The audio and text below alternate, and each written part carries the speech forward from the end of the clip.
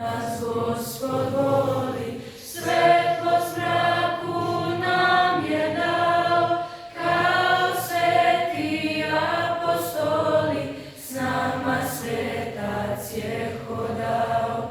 Vera kao kamen čvrsta, a duša mu suncem blista, nosio težinu krsta, za nas i u ime Hrista.